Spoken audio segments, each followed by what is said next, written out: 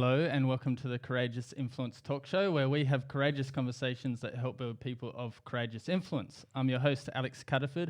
I'm not joined by Caleb Dwyer today. I'm joined by Meg Hitchick. Hi. How are you? I hope I'm not too much of a disappointment compared to Caleb Dwyer. Never. It's quite the opposite. I'm a big fan of his, so big shoes to fill. Yeah. Well, yeah, big shoes, but, you're about the same size. Oh. No comment. There's going to be a lot of burns on Caleb today, and he's Okay. going to come and listen to all Strap of them. in, Caleb.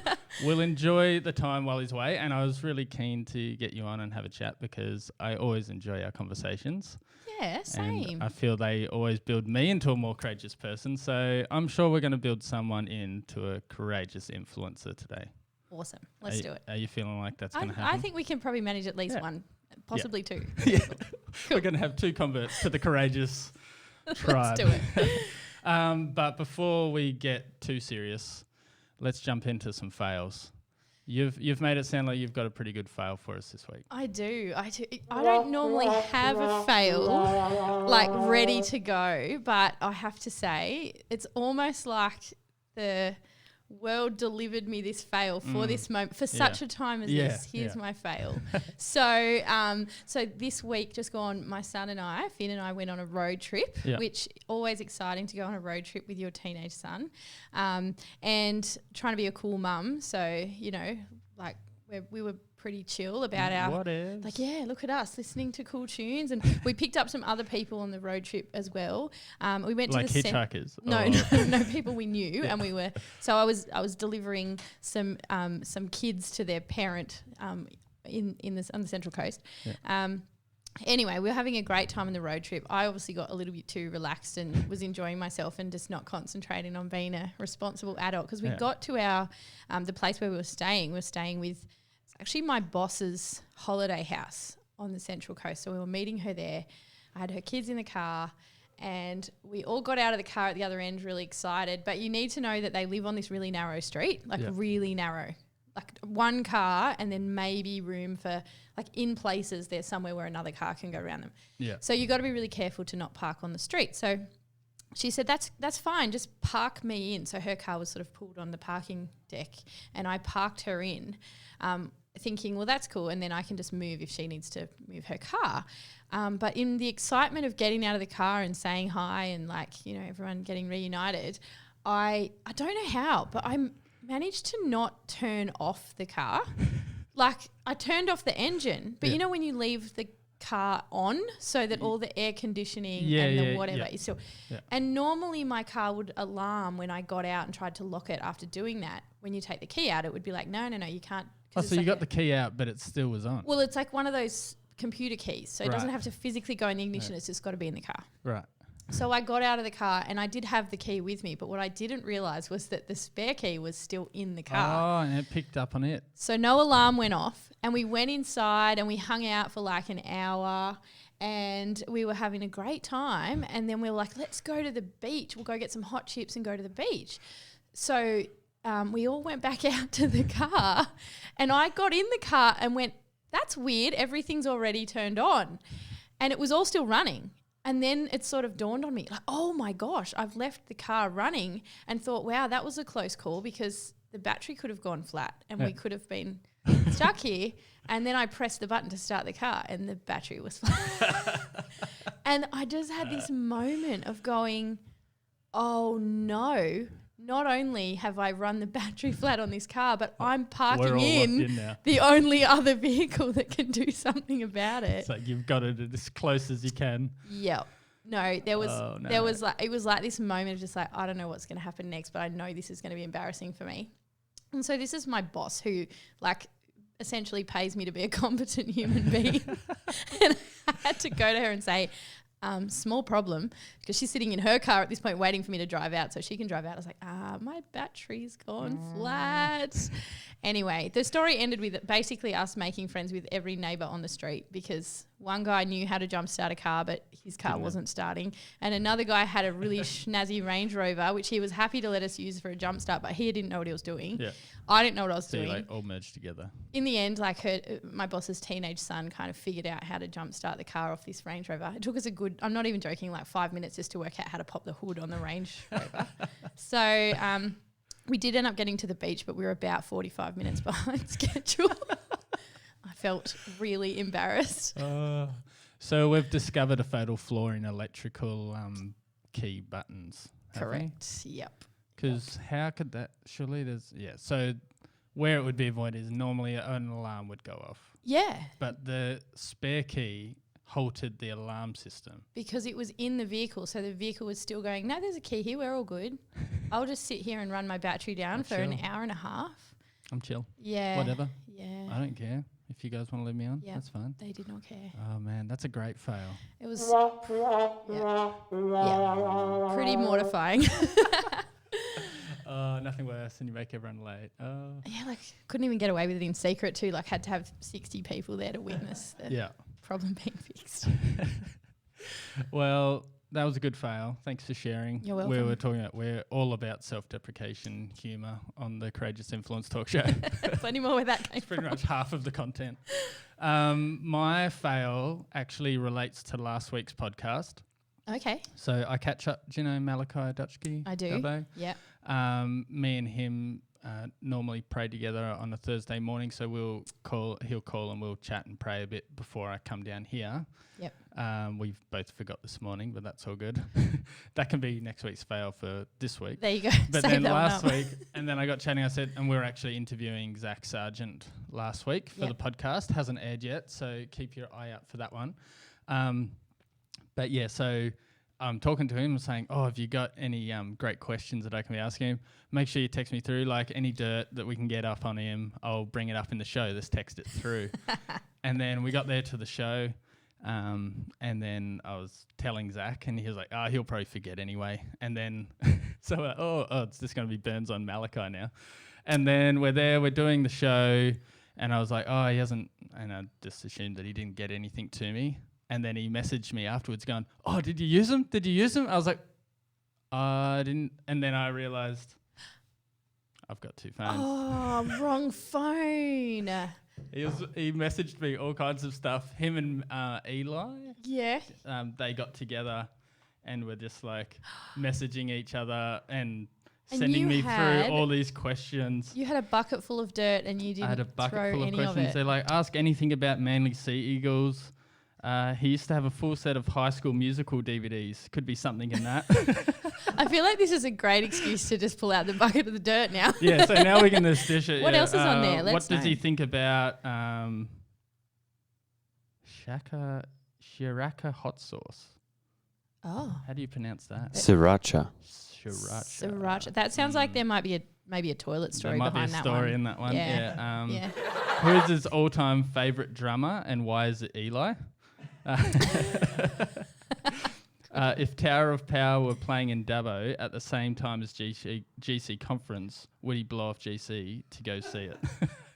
Who's Tower of Power? I was going to ask you the same thing. Who is Tower of Power? Does the producer know? Does the producer know who Tower of Power is? No. Okay, we're going to have to Google it. Clearly, they're worth blowing off GC Conference for. Why is he so afraid to shave the beard off is a classic question. Okay. Is the Tower of Power one, is that a question, would he do it because he actually has already, or who knows? I don't know. I don't think so. I doubt he's blown off a GC Conference. He's probably one of the key instruments to keeping that thing going during the week. Maybe that's where the moral dilemma comes in. Like, this is obviously something pretty big if he'd even have to answer that question. That would have to be big. Okay, well I'm intrigued. I'll do some research. Okay. And I'll reveal it in the next episode who Tower of Power is. Sounds good. Sounds like a bit of a heavy metal band or something. Yeah. So I thought the reason that I really wanted to get you on today, well, there's a couple of reasons. One, I just think you're a pretty awesome person. Oh, that's a really nice thing to say. And I always find our conversations very uplifting and energizing. They really stimulate me intellectually, and I always just walk away going, that was a great convo. You're just a good person to have a quality conversation with. That's how I feel about you too. I often think, like, I talk to Alex more because we don't ever have the same conversation twice. Yeah. It's always different. Yeah.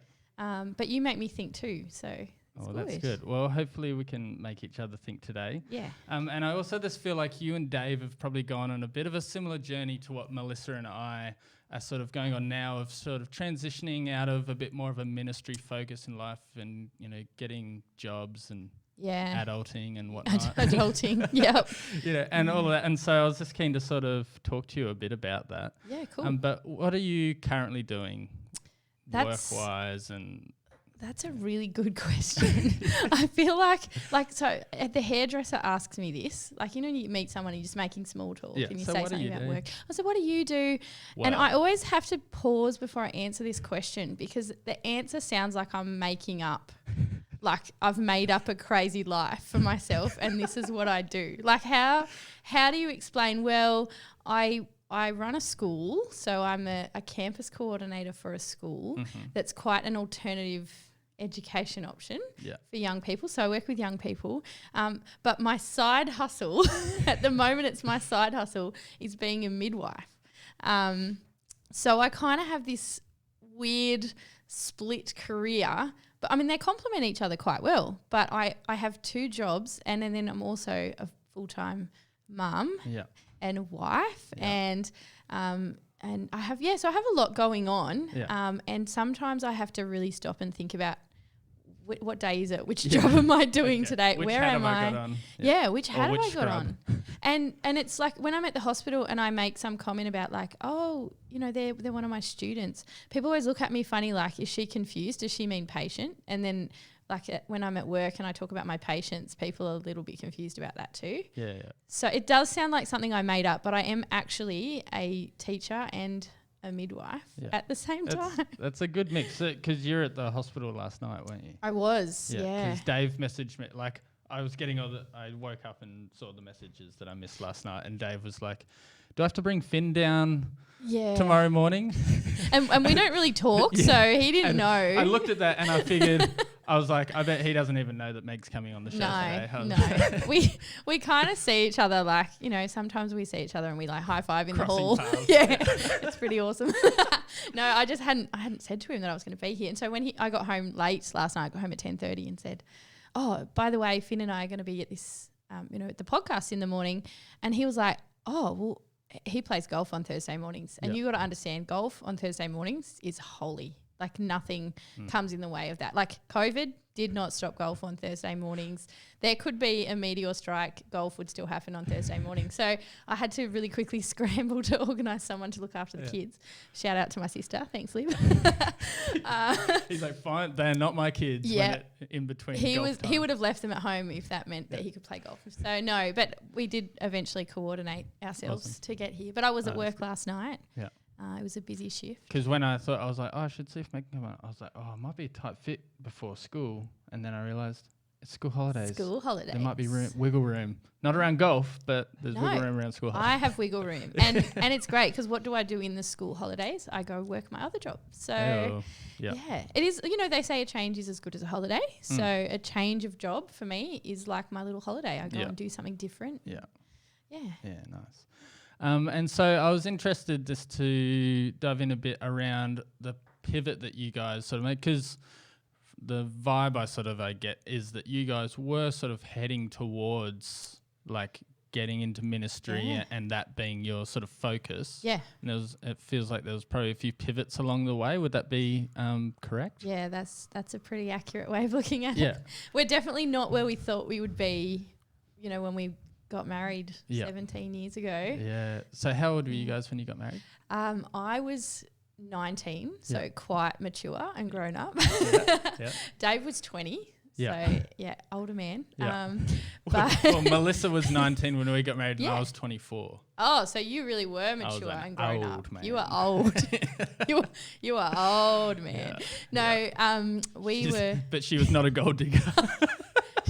She still had more money. She was definitely loved you for yourself. Yeah. Good. That's the goal. No, we did get married early. And we were talking about this the other day. I think had anyone in my life like actually genuinely said to me, like someone I knew and trusted said, Megs, we really love you. We know you're into this guy, but we don't think you should get married. I think I would have listened. Like I knew I was kind of out on a limb there getting married that young. Yeah. But both sets of parents were really like encouraging about it, which in hindsight probably seems a bit fun, but and like, you know, people who knew us both well were just genuinely really stoked for us. So and it's worked out pretty good. I think everyone was more concerned for Melissa than they were for me. So I think. Do you think people had conversations with her that they pulled her aside? Like, sure? Not like really hard line, but I think there probably were some conversations going around her that they weren't really going to say to me. Yeah. Because maybe they thought she was a bit more young and naive and impressionable and be careful. Like, look out, older guy. Don't fall for that. He might not be in this for tomfoolery. The right reasons. But we got through it and we've worked it out and we've grown together. And how many years for you guys now? 5 years. Nice. I had one of my clients the other day with Youth Connect, and me and her are on our my desktop back screen or whatever, and he goes, "Oh, is that your wife?" I was like, "Oh, that your partner?" I was like, "Yeah, that's my wife." And I was like, "Oh, we actually got that photo on our 5-year anniversary." And he looks at me, wow, with his eyes wide, and he's like, "Wow, 5 years." He goes, "That's a really long time." He goes, "You must be really happy with your life." Like, he's just the sweetest young guy. So and he was just like so proud of me. And I was just like, thanks, man. Look, a 5-year relationship, that's a pretty significant thing. I literally thing. left that going, oh, I feel so great now. He was just like so proud of me. And he's like, great job. Like, that's really good. Like, that's actually a really amazing thing. Yeah. That's like, kind of nice that someone actually, you know, values the work that goes into a relationship and sees that as an achievement. He's a nice young guy. So... what did it sort of start to look like for you guys making that pivot? What were some of the factors, I guess, that were shaping those directions? I guess it's probably important to say where we started. And when Dave and I got married, both of us very genuinely believed that we were sort of going to make a career out of ministry. And by ministry, I mean, you know, paid ministry. And so when we got married, Dave was studying a theology course at Anglican Youth Works with the view to becoming a youth worker. So as long as I've known Dave, his number one ambition was always just to work with young people and be a youth worker. And I think that was really inspired by some of the great youth workers that built into his life and really showed him you know, what was possible for him. Yeah. And I think he always sort of wanted to pay that forward. And he's great with young people too. Awesome. Yeah. So, and I was, you know, very much on board with that plan because I sort of figured like, you know, I've been a Christian for as much of my life as I can meaningfully remember. Yeah. And, you know, that's been, that was sort of always presented as like the highest work you could do for God, wasn't it? Yeah. Like when you were a kid, who did you think of as being the most committed or the most, you know, the most kingdom-minded person, I guess? It was always sort of held up as the person who was dedicating their whole life to God. Yeah. So that was either, you know, a missionary or someone who was pastoring and doing that sort of work. And so we started out with that as, I guess you could say, a goal, but it wasn't ever consciously set. It was a default. Yeah, it really was. And, you know, that's not a bad thing, but we probably just kind of assumed that that's what God had for us. Yeah. And we set out on that course and had some good times along the way and, you know, felt that sense of purpose and the sense of calling. But it probably wasn't until a few years ago now, and when we'd actually kind of become connected to GC, which was, you know, maybe 6 or 7 years ago, and it was, for me, it was this so overwhelming sense of that I knew I wanted to do something meaningful and connect with people, and, you know, there's not a whole lot more in the world that matters than people, really. So, and I know that Dave felt the same, but we just kind of kept having not a dead end, but there was just roadblocks to stuff working out. It just didn't ever seem to just happen that way. You know, we'd be maybe going well, you know, we were in a youth ministry for quite a while and we looked at sort of expanding our role to encompass looking after the children's ministry team, and there was a few other, you know, opportunities that came our way, but things just never sat right. Yeah. And I kind of viewed that as like, that sort of, it's a time of waiting, or you just have to wait for the season and you've got to just stay faithful and, do all of that stuff with the genuine belief that I was just destined to end up there eventually and I just had to wait it out. Yeah. And then it just, that kind of didn't eventuate. Yeah. And I guess it was early in those days that we connected with GC that actually it was probably Maddie Rendell, who is a GC legend. Yeah. Did you get Rendelled? I got Rendelled. I've been Rendelled a lot lot of times and I always love it. But yeah, he had this conversation with me and he's like, why do you just assume that that's who you're meant to be? I think I was complaining to him that I don't think I was going to make a very good pastor's wife. And he was like, why do you assume that that's what you need to be? And I was like, well, because Dave is so clearly meant to be a pastor. And he's like, why do you assume that? And I was like, oh. Okay. Yeah. And it wasn't offensive. It was just like, oh, that's genuinely never occurred to me before. It was a polite slap across the face. It really was. It really was. And it was a good one. Like, it was one I really needed, because he said, if you don't think that you fit this role and it's not who you are, then why are you so convinced that that's what God has for you? Yeah. And from that moment, I probably really started to question and explore this idea that you can have significance and be crucial to kingdom building and, to actually minister, but that doesn't have to look like a role. Yeah. What were some of the assumptions, like as you started then look into it, what were some of the assumptions that you were discovering that you had in yourself? Yeah. For one, I probably found, so part of the thing about me is that I am what they call an ambivert. Have you heard this term? Is that the one that's like there's thinkers, feelers and doers, and then there's this like a couple that little tiny point at the top that are like a big mash of everything? Yeah, I'm pretty sure I'm a thinker feeler in that regard. Yeah. But an ambivert is, so you've heard of introverts and extroverts. Yeah. So an extrovert is someone who gets their energy from being around people and, and then an introvert is someone who they can still be around people, but they kind of recharge on their own. They get their energy from solo time. Yeah. And I'm probably somewhere in the middle. Yeah. I've had seasons in my life where I've been very much an introvert.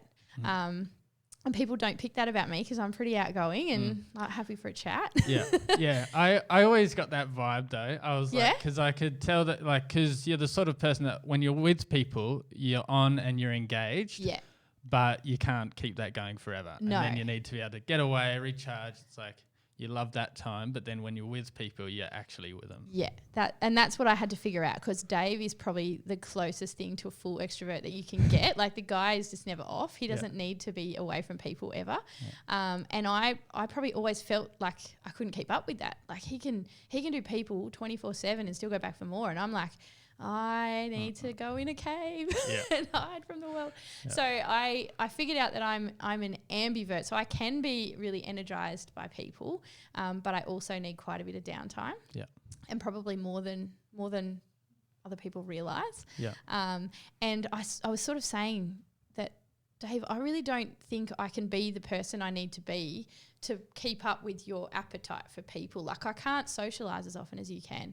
He would have people over for dinner every night of the week and then still want to see them for breakfast. And I'd be like, okay, 2 nights a week hanging out with people is good, and then I need to hide. And so there was just a few things like that where I realised I have this capacity for people, but maybe not the drive to do that style of work. Yeah. And also just, I guess, in how Dave and I relate to one another as well. There's a kind of a perception, I think, in, particularly in religious circles, that women are kind of to submit to their husbands. What that submission looks like is probably not quite so much as go along with every single idea that guy has and don't complain. Like, I feel like that's kind of not what God had in mind. And so were you feeling the pressure that is what you had to be? Yeah, I need to submit because it's like, I'm so horrible, I don't want to hang out with people every night of the week. Yeah. And I kind of had this false idea like, oh, you're going to rob that guy of his calling if you can't just get on board with this.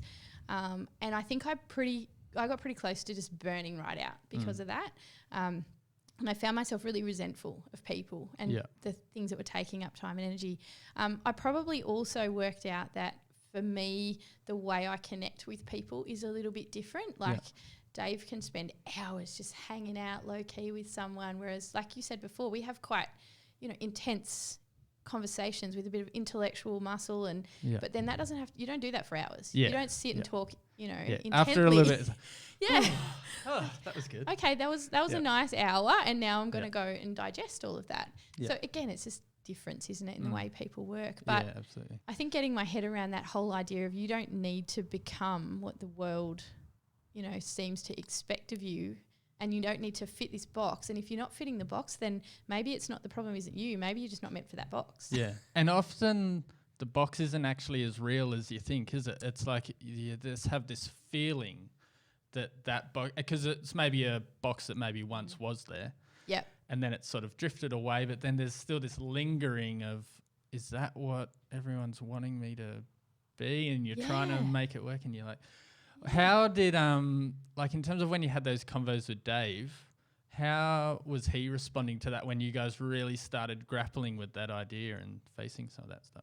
Yeah, I think for him it started a little bit differently. It was the recognition that he's always been a youth worker. That's how he saw himself. He wanted to be a youth pastor, and I think he kind of had this realization of like, one day I'm gonna outgrow that.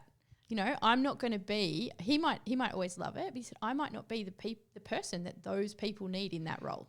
Yeah. And I think he kind of had to come to terms with the fact that he thought he was always going to be in his early 20s. Yeah.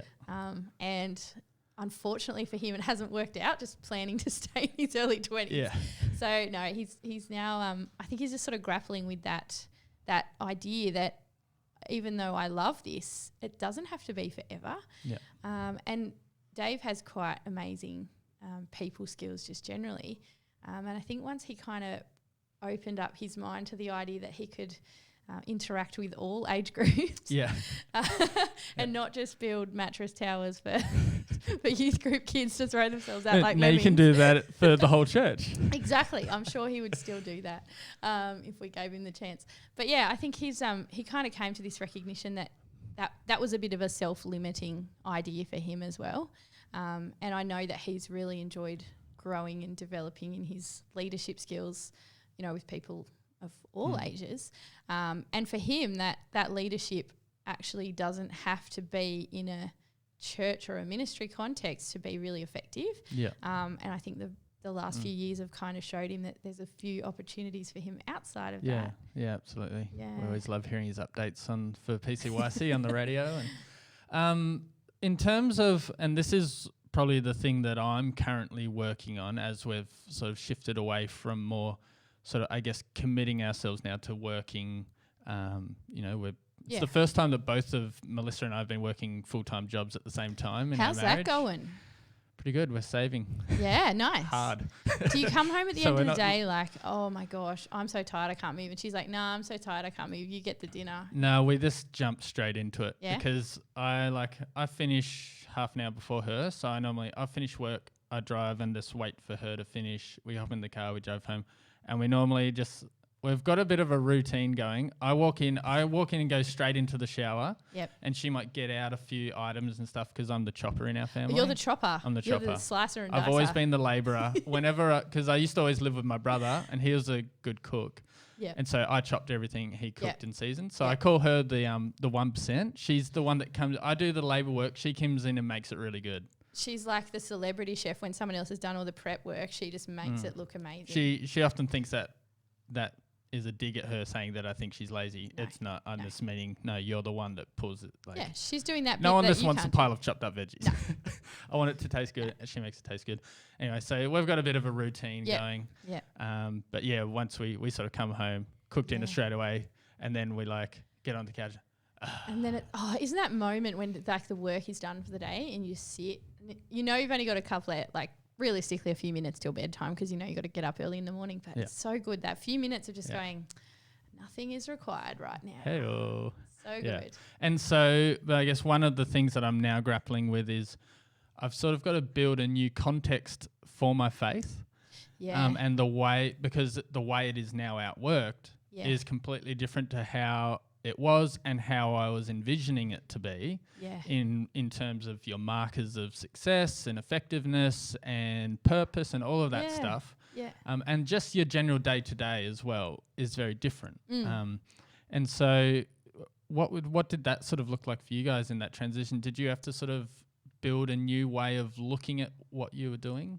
Yeah, absolutely. I think maybe we weren't as purposeful about that in the beginning as we could have been, but probably just by the experience of stepping into some other areas and accepting, hey, this is like you can do kingdom stuff, but in a different context. But then it's just working out, well, what does building the kingdom look like when it's not actually just about, what happens at church or what happens with your Christian crew, or, like if you're not hosting a connect group, well, is there still a way that you build the kingdom that's not directly kind of, attributable, I guess, in that way? Yeah. And for us, that's probably evolved in a bit of an organic way. And in retrospect, I can look back and go, oh yeah, that's how that went down. But probably one thing is just understanding the importance of what a connection with people really is. And actually probably one of the better aspects of just taking the approach of going, all right, we'll strip away all the ministry activity, strip away all of the, what we're trying to achieve here, or, what we think we're trying to build or grow on God's behalf, and actually just go, all right, what is it about people that you want to help grow? Like everyone needs to grow. And so how can you be a part of someone else's growth? And when you kind of boil it down to that question, the possibilities are really endless. Like it's not limiting. It's actually mind-blowing. And so for us, just understanding that growth is going to look different for everybody, and what part you play in that is quite, like it's really endless what you can do to support someone. And so I think, faith then becomes less about, deciding what God's agenda must be for someone and then just willing that to work out. And it becomes more about saying to God, there's so much more possibility here than I understand, and I just want to jump on board with that and see what happens. And my job is to maintain a connection with someone that helps them to grow, that they experience love and they experience support, and and what they need from me will become apparent, rather than me setting out to go, well, I think this is all the stuff I know about the world and God and myself, and so this is what I'm going to put out there for other people to have. I think it's quite humbling to realize actually God doesn't particularly need my special perspective on this, but I definitely need his. And so just going, okay, well, what is it that this person needs in this moment? And it's pretty much always connection. And it's what does that connection look like for this time? And I work in a lot of different contexts. I have a connection with my students, which is in a professional relationship, and I have a connection with my midwifery clients, and I have a connection with my work colleagues in both of those environments, and then you just have connections with people in the community, and those connections don't have to have there doesn't have to be a huge instantly spiritual overtone. It's just that, who is this person? What is their growth, and how do I be part of that? That's awesome. Yeah. That's what I mean by you have a great perspective on life. Oh, thanks. It's really about taking a whole lot of pressure off yourself, isn't it? And which in the end does just leave you available for that connection, because when you've got pressure on yourself, like it's really hard to connect with people when you're feeling a pressure to take it somewhere that it's not ready to go or isn't going to go. Exactly. Yeah. And it takes the pressure off me needing to be on, that what I was saying about feeling like I needed to be always available, and that if I ever wasn't available, that I was letting someone down, and, that I needed to show up to everything all the time, everywhere. Whereas I can kind of recognize now when I'm in no shape to offer that connection to someone, I gotta pull back, and I gotta, get myself into the place of having something in the tank, and often it's just reconnecting with self, isn't it? Like it's reconnecting with your identity and who you are and what you're on the earth to do. Yeah. And when you find that again, then you're good and you go back out and have another go. What does that look like for you when you're in a space of, okay, I just need to ground myself, get connected to self and connect with God? How does that work for you? Yeah, it's going to sound really cheesy, but I am a nature connector. Mm-hmm. So I 100% find my connection with God in the natural world. Like I will be lying on the grass, like staring at the stars and just kind of letting my brain fly up there and look at it all, or going for a walk outside. Yeah. I'm a runner, so I go out and I hit the road and I just go out and be, and don't, instead of trying to constantly put input into your brain from everything, it's just go and be and just go and run around the streets, in the semi-darkness, trying not to get hit by a car. But and I think in that moment when you just quiet yourself and you let everything, all the voices stop, that you can sometimes just have a moment where God gets a word in. Yeah. And for me, I often have that when I just manage to get everything else to be quiet. But the running or the walking is kind of a trick there, isn't it? Like if your body's doing something, sometimes your brain just shuts up a little bit. Yeah. You need it's a funny balance, isn't it? You just you need to do something that's enough just to get your brain to relax. Like, because it's the same with even with me and Melissa. Yeah. We have our best conversations if we're either on a walk or driving. If I'm driving, man, I can just talk so much easier when I'm driving. It's that little activity that just allows the part of your brain to unlock a bit to this talk and think. Yes, agreed. When you're just sitting there, whilst this is pretty easy, but when you're sitting there talking with your wife about, why you suck at this. Yep. All of a sudden you can't. It comes out, and they can't get away either. That's a great thing about the drive. Yeah. Dave, I remember one time I was trying to drive late at night somewhere, and I was really tired. When you think I probably should pull over and have a nap, but we just want to get home. And so I was definitely trying not to fall asleep. And Dave decided that was the moment to talk about something quite deep and intense that I disagreed with him on. And so, then this conversation got quite heated. I was getting quite fired up and feeling this is not a good time to talk about this, but now we're in the car and we've started, we might as well finish it. And then we got home, so it would have been about 1 a.m. We got home and he was like, all right then, well, cool, okay, done. And I was like, did you just start a fight with me in the car to keep me awake? And he's never admitted or denied that. But I suspect that he was it was a double whammy. Number one, I can talk about something really controversial with my wife. And also she's not going to fall asleep because she's raging. So you were driving? I was driving. Right, yeah. And I was not sleepy. Once we got going into that chat, I can't even remember what it was about now, but Dave has opinions that I don't agree with. What are the chances? Yeah, amazing. It's almost like he knew I'd take the bait. That's so good. All right, good night. And it was funny. So Meg from not you, Meg, not from me. Skill Set. Other Skill Set Meg, yeah. whose emails I always get when no one in your company knows your last names, and so we get each other's emails all the time. It's pretty funny.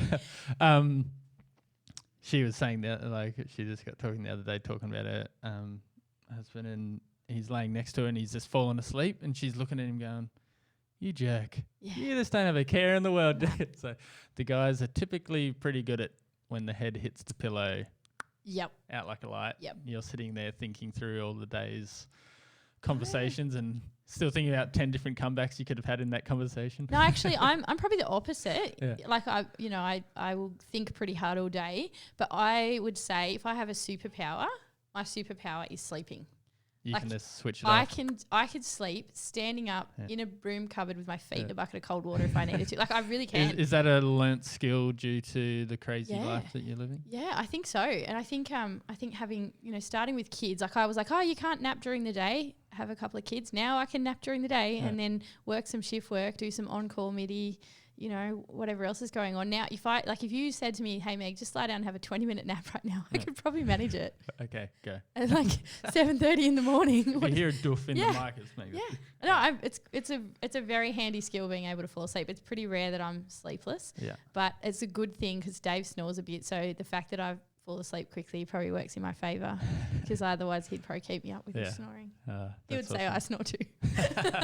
Melissa sleeps with earplugs in so she doesn't hear me. Smart. Yeah. So one of the last questions I was going to ask you before we finish up was what's something that you're reading or listening to at the moment? Ooh, I've got a few things on the go at the moment. I'm partway through reading a book that was recommended me by some work colleagues called The Four Agreements. Mm-hmm. Have you heard of this? No. It's by a guy called, and I'm probably going to say his name wrong because it's a Latino sounding name, but Don Miguel Ruiz, I think. We'll go with that. Yeah, go with that. It's called The Four Agreements. Anyway, it's basically about I guess you'd say it's his idea of the path to enlightenment and living a stress-free life. Yeah. I know that the first agreement, I haven't finished it yet, but the first agreement is about being impeccable with your word, which sounds like just, always saying what you mean and meaning what you say, but it's a little bit more than that. It's also talking about, I guess you could kind of say, similar concept found in the Bible, that it's not speaking things that, don't let things come out of your mouth if you don't want them to be then a reality. Like you don't give things power by saying them. Yeah. And if you want to give something power, you say it because that's it's like let your yes be yes. Yeah, exactly. And the whole concept that you can have a thought and then a thought is only just a tiny little physical reality. It's just some little electrical signals in your brain. But then when you say it, you turn it into a much bigger physical reality and it starts to sort of, impact the world. So that's a really good read. I'm also reading some random fiction that I got sent in a book pack. Yeah. So I did a book quiz online and this secondhand bookshop sends you books that they think you'll enjoy based on this quiz. So far they're like 0 from 3, but that's okay. Is it all like different fiction stuff? Yeah, different fiction. And they've tried, I did the quiz and they've tried to pick things that they think I would enjoy. And I've read them all, like I'm finishing them, but all 3 so far have been a bit weird. like I probably wouldn't have chosen that for myself and I was right. One of them didn't even have a plot. It was just a bunch of stories about. You gotta have a plot. Yeah, it didn't have a plot. I'm a big believer in a plot. Come on. Yeah. Even I know that. Yeah. And I wasn't great at English. You need a complication and you need a resolution. That's how it feels. Come on. Don't just tell me a story. Yeah. Even if it's a series of shorter stories, there needs to be an overarching plot and storyline. Exactly. And this was sort of like it was like someone just made up an imaginary world and wrote about it for a bit, but nothing really happened. And the stuff. So it's like the Seinfeld of books. It's like it's a show about nothing. That's basically what it was. I'm not going to say what book it was because I don't want to insult. Don't bag them. Yeah. Yeah. But maybe they had something happening on an even deeper level than what we could actually I pick suspect up on. it was one of those books where the person was far more intelligent, thoughtful and nuanced than I am. Yeah, and we're all, stupid. Yeah. Like, because I'm going to say my other thing I'm watching at the moment is a lot of episodes of Bluey and I'm really into Bluey. That's pitched right at my level. Bluey's amazing. I was watching some Bluey the other week when we went up and visited Nate and Grace in Newcastle. It's a great Once you show. get watching it, you kind of just find yourself watching it episode after episode. And those you look around, you realise the kids the kids aren't there. It's just you. And those, like, they're dogs. They're like, what are they, blue cattle dogs, healers? And they make me feel like a bad parent. So I'm like, it's pretty bad when your parenting is being shamed by an imaginary blue cattle dog. Oh, man, that's awesome. I love it. What about podcasts? You're listening to a podcast? Podcasts. Finn and I were listening to in what's it called? This American Life. We listened to a couple of episodes of that the other day. That was that was good. What's that one about?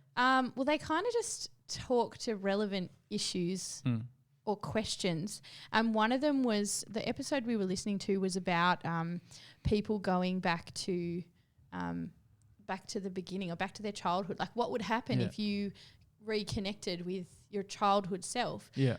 This one guy had this really vivid memory of a babysitter that he obviously really loved when he was a kid, and so he tracks her down, which was moderately creepy but kind of cool, and talks to her, and they sort of compare memories of that time, and it's sort of interesting to see how much of your childhood memories are accurate and how much is completely made up or based on your kid-like understanding of the world. Very limited, Yeah. So that sounds awesome. Yeah, that was a good one. I'm really into that one. Well, thanks so much for coming on, Meg.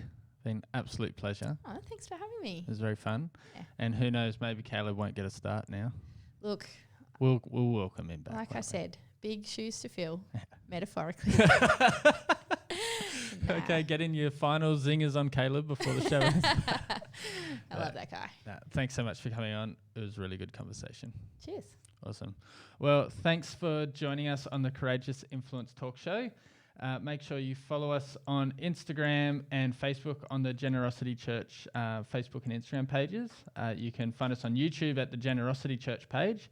And of course on Spotify, you can go to the Courageous Influence Talk Show. Bye for now.